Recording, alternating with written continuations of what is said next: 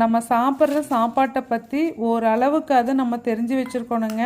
இது நம்ம ருசிக்காக just for enjoyment டேஸ்ட்டுக்காக சாப்பிட்றோமா, இல்லை இதில் சத்துக்கள் இருக்குது நம்மளோட ஆரோக்கியத்துக்காக இது கண்டிப்பாக சேர்த்தணும் அப்படிங்கிறதுக்காக சாப்பிட்றோமா அப்படிங்கிற ஒரு பேசிக் நாலேஜ் இருக்கணுங்க.